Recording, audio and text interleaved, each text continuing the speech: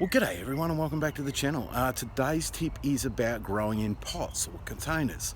That's one of the challenges of this season of Shed Wars. So you need to grow in a pot. All right, so what's the definition of a pot? You know, is it one that you've got to go buy, or is it just a container? To me, it's purely a container, couple of holes in the bottom. All right, let's have a look at what I've put in the garden.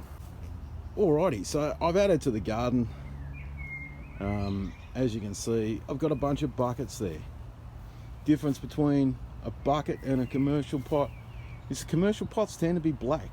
Absolutely no good for me come summertime.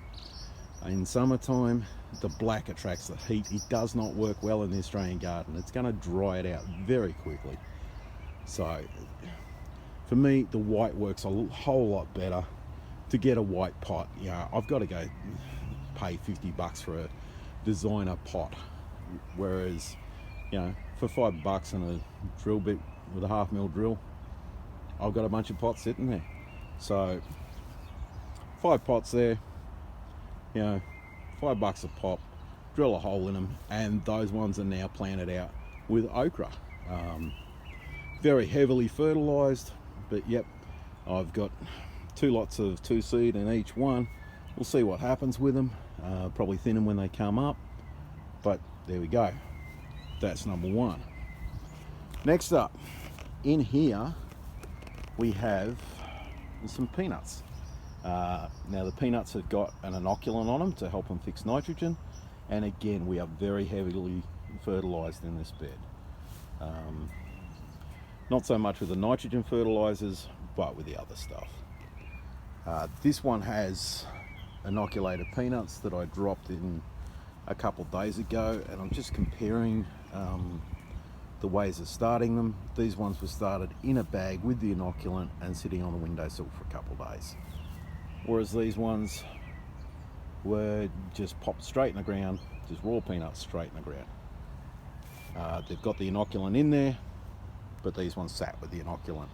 They got a little moldy, so these ones that have sat, I don't know that they're going to come up. We'll see what happens.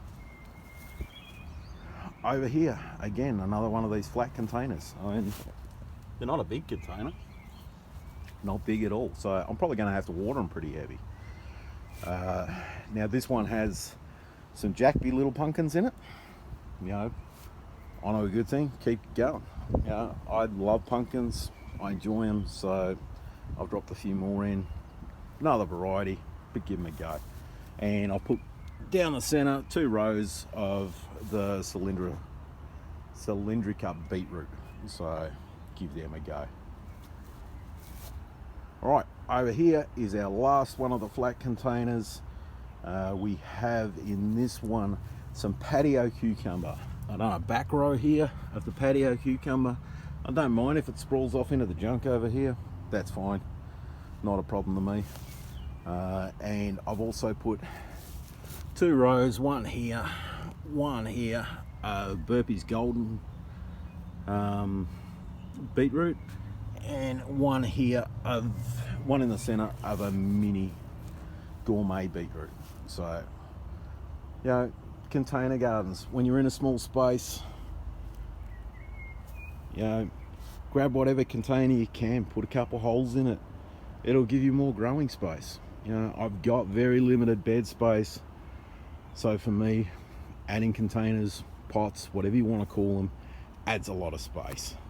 So I can't tear the lawn up because it's a rental property, but I know without water this grass is going to be dead in a couple weeks anyway. You can see it's starting to brown out. So I'm just using that available space. Alright everyone, thank you very much for watching.